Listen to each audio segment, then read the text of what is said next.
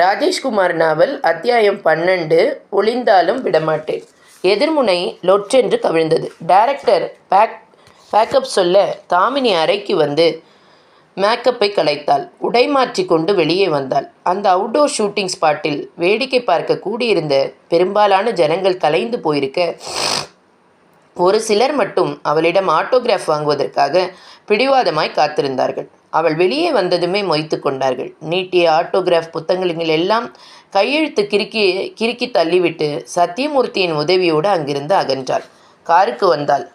Outdoor வந்துட்டா ரசிகர்கள்கிட்ட இருந்து தப்பிக்கவே முடியாது சத்தியமூர்த்தி. பழகி போன விஷயந்தானே மேடம், பழகி போன விஷயந்தான். ஆனால் இப்போல்லாம் லேசாக பயமாக இருக்குது. பயமாக இருக்கா? எதனால்?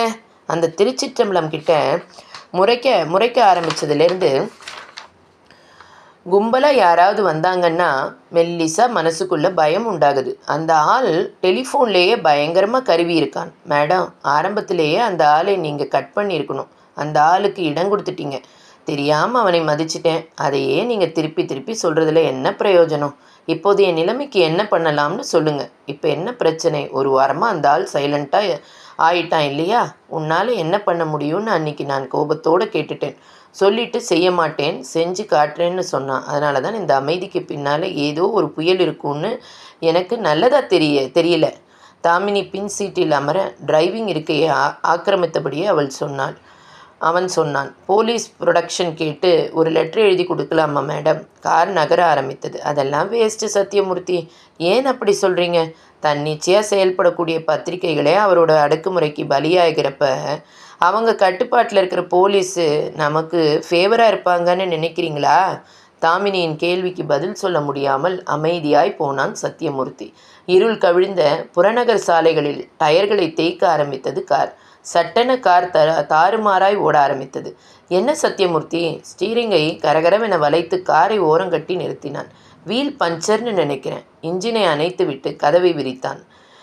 தாமினியும் கீழே இறங்கினாள். சத்தியமூர்த்தி டேஷ்போர்டில் இருந்த பென் டார்ச்சை உயிர்ப்பித்தான். அதன் சின்ன வட்டத்தை அசைவிட்டபடி ஒவ்வொரு டயராக குனிந்து பார்த்து கொண்டே வந்தான். பின்பக்கம் இடது பக்க டயர் சப்பிழந்த போய் தரையோடு தரையாய் ஒற்றியிருந்த இந்த வீல் பஞ்சராயிருக்கு. ஸ்டெப்னி இருக்கா? இருக்கு மேடம். ஸ்டெப்னியை செக் பண்ணாமல் நான் லாங் ஜேர்னி கிளம்ப மாட்டேன் சொல்லிக்கொண்டே டிக்கி கதவை திறந்தான். உள்ளே சென்டர் போல்டின் பிடியில் உட்கார்ந்திருந்த ஸ்டெப்னியை விடுவித்தான்.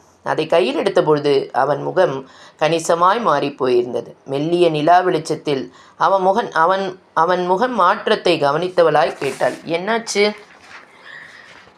ஸ்டெப்னி வீலும் பஞ்சராக இருக்கு மேடம். செக் பண்ணிட்டு தான் கிளம்புவேன்னு கொஞ்சம் முன்னாடி சொன்னீங்களே. காலையில் கிளம்புறப்ப செக் பண்ண மேடம். அப்போ சரியாக தான் இருந்தது. அசம்பாவிதமாக ஆணிப்பட்டு இந்த வீல் பஞ்சராக இருக்கலாம். ஆணி? ஆனால் டிக்கிக்குள்ளே இருக்கிற ஸ்டெப்னி வீல் எப்படி பஞ்சர் ஆகும்? அதைத்தான் நானும் யோசிக்கிறேன். யாரோ வேணும்னே இதை செஞ்சுருக்காங்க. அப்படித்தான் இருக்கணும் மேடம்.